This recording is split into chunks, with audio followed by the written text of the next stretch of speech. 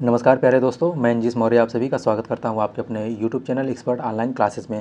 देखिए, जितने important AC bridge हैं सभी को यहां पर शॉर्ट में रिवीजन करने वाले हैं, तो प्लीज़ वीडियो को आप अच्छे से देखिए और कॉपी पेन ले लीजिए, साथ में नोट्स बनाते चलिए। तो आइए हम लोग स्टार्ट करते हैं। देखिए, सबसे पहले देखिए क्या है, सबसे पहले मेजरमेंट ऑफ इंडक्टेंस है। तो मेजरमेंट ऑफ इंडक्टेंस, तो देखिए इंडक्टेंस मेजरमेंट करने के लिए हमारे पास टोटल 4 ब्रिज होते हैं। एंडरसन ब्रिज, मैक्सवेल ब्रिज, हे ब्रिज और ओवेन ब्रिज होते हैं। ठीक है, तो सबसे पहले हम लोग कौन सा मैक्सवेल इंडक्टेंस ब्रिज को हम लोग यहाँ पर देखते हैं। मैक्सवेल इंडक्टेंस ब्रिज जो होता है, देखिए यल जो है इंडक्टेंस को मेजर करता है, ऑडियो और पावर फ्रिक्वेंसी रेंज पर मेजर करता है। ये आप लोग इंपॉर्टेंट है, इसको ध्यान रखिएगा कि मैक्सवेल इंडक्टेंस ब्रिज जो होता है ये ऑडियो और पावर फ्रिक्वेंसी रेंज के लिए एप्लीकेबल होता है, इंडक्टेंस को मेजर करता है। और इसमें जो रिलेशन आता है, देखिए R1 R4 equal to R2 R3 होता है, और R1 की वैल्यू जो होती है R2 R3 अपान R4 होता है, और L1 की वैल्यू जो होती है R2 L3 अपान R4 होता है। नेक्स्ट इसमें देखिए एडवांटेज डिसएडवांटेज क्या है। तो एडवांटेज क्या है, देखिए इंडिपेंडेंट ऑफ फ्रिक्वेंसी, फ्रिक्वेंसी पर डिपेंड नहीं करता है।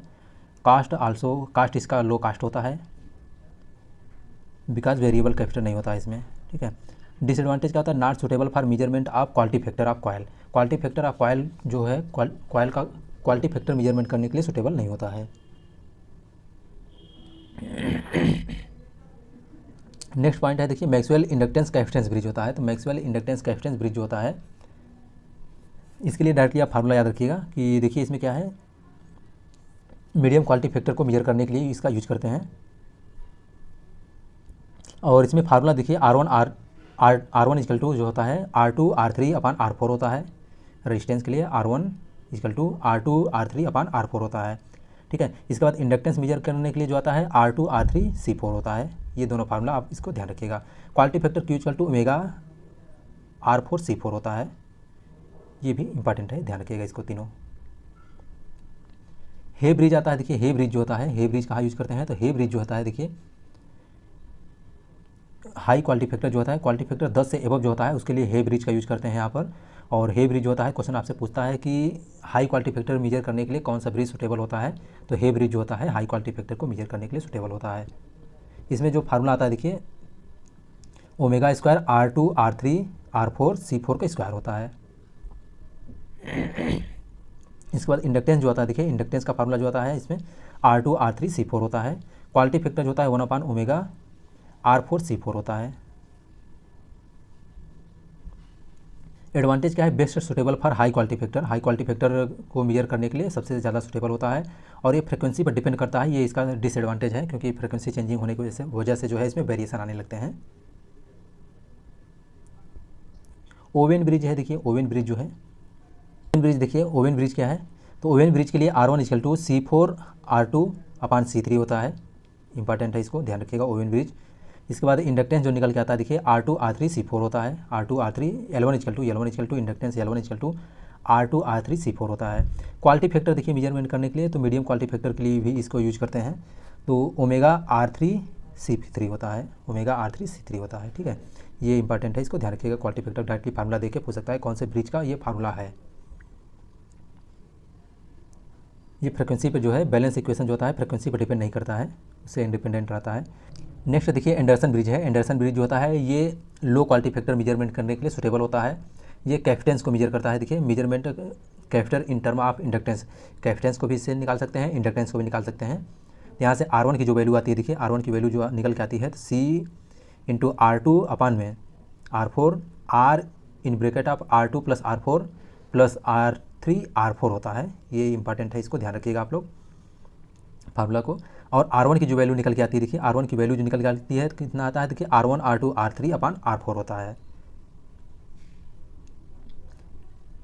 और इसमें देखिए अगर हम R जो होता है, ये स्मॉल r जो है, इसको अगर हम लोग 0 कर दें तो इस जो है मीडियम क्वालिटी फैक्टर को भी हम लोग इससे मेजर कर सकते हैं एंडरसन। लेकिन बेस्ट सुटेबल किसके लिए होता है, लो क्वालिटी फैक्टर के लिए। इसके बाद नेक्स्ट है, देखिए नेक्स्ट पॉइंट है इसमें मीडियम क्वालिटी फैक्टर जो मेजरमेंट ऑफ कैपेसिटेंस है। देखिए कैपेसिटेंस मेजर करने के लिए कौन कौन सा होता है, तो इसमें देखिए कौन कौन सा होता है, डिसॉर्टिव ब्रिज होता है, डिसिप्सेशन फैक्टर मेथड होता है, शेयरिंग ब्रिज मेथड होता है, और इसके बाद वेन ब्रिज होता है। तो यहाँ पर हम लोग देखिए सबसे पहले डिसॉटी ब्रिज देखते हैं। तो डिसॉटी ब्रिज जो होता है देखिए वो स्टैंडर्ड क्वेश्चन आपसे जनरली पूछ सकता है देखिए कि डिसॉटी ब्रिज होता है, डिसॉटी ब्रिज किसके लिए यूज करते हैं, तो टू स्टैंडर्ड कैपेसिटर जो होता है, टू स्टैंडर्ड कैपेसिटर के कैलिब्रेशन के लिए या तो फिर कंपेयर करने के लिए हम लोग डिसॉटी ब्रिज का यूज करते हैं। इसके बाद शेयरिंग ब्रिज होता है देखिए, शेयरिंग ब्रिज का यूज करते हैं। इसका फार्मूला देख लीजिए डिसॉटी ब्रिज का। तो C1 इक्वल टू क्या हो जाता है, R4C3/R2 होता है। शेयरिंग ब्रिज देखिए, शेयरिंग ब्रिज में हम लोग देखते हैं तो शेयरिंग ब्रिज देखिए कहाँ यूज करते हैं, तो शेयरिंग ब्रिज होता है देखिए कैपेसिटर को, डाइलेक्ट्रिक लॉस को, रिलेटिव परमिएबिलिटी को, फ्रीक्वेंसी को, लॉस ऑफ चार्ज को, इन सभी को मेजर करता है। तो आप लोग इसको ध्यान रखिए कि शेयरिंग ब्रिज होता है किसको किसको मेजर करता है, तो कैपेसिटर को, डाइलेक्ट्रिक लॉस को, म्यू आर जिसको हम लोग रिलेटिव परमिएबिलिटी बोलते हैं, और फ्रीक्वेंसी को और लॉस ऑफ चार्ज को मेजर करता है। इससे कैपेसिटेंस जो निकल के आता है देखिए, कैपेसिटेंस निकल के आता है R4C2, R4 यहाँ पर C2 होना चाहिए, सॉरी, R4C2/R2 होता है। और R की वैल्यू जो होती है देखिए, R की वैल्यू जो होती है R3 स्मॉल R1 जो ऐड करते हैं एक्स्ट्रा रेजिस्टेंस उसके लिए है, तो C4/C3 × R2 होता है। Measurement of frequency, frequency measurement करने के लिए कौन सा ब्रिज यूज करते हैं देखिए वेन ब्रिज होता है देखिए, वेन ब्रिज होता है फ्रीक्वेंसी को मेजर करने के लिए यूज करते हैं। This bridge is more sensitive to harmonics, harmonics के रिस्पेक्ट में ये ब्रिज होता है बहुत सेंसिटिव होता है। To operate balance condition filter is connected, इसमें फिल्टर सर्किट का यूज करके हम लोग क्या करते हैं, हार्मोनिक्स को रिड्यूस करने के लिए हम लोग फिल्टर सर्किट का यूज करके इसको यूज करते हैं। यूज एज ए नाच फिल्टर के रूप में यूज करते हैं इसका, जो वेन ब्रिज होता है इसको हम लोग का नाच फिल्टर के रूप में यूज करते हैं। फंडामेंटल फ्रिक्वेंसी और कैपेसिटर को मेजर करने के लिए भी हम लोग वेन ब्रिज एक्सीलेटर का यूज करते हैं, सॉरी वेन ब्रिज का। इसमें देखिए फार्मूला जो निकल के आता है देखिए, बैलेंस कंडीशन में टोटल फार्मूला निकल के आता है। तो यहाँ से देखिए R4/R2 = R3/R1 + C1/C3 होता है। फ्रिक्वेंसी निकालने के लिए देखिए F = क्या होता है, 1/2πR1C1C3 होता है। तो R1 R3 बराबर रखते हैं, C1 C2 को बराबर रखते हैं। तो यहाँ पर बैलेंस कंडीशन जब होता है तब उसमें जो निकल के आता है फ्रिक्वेंसी देखिए वेन ब्रिज का, तो 1/2πRC हो जाता है।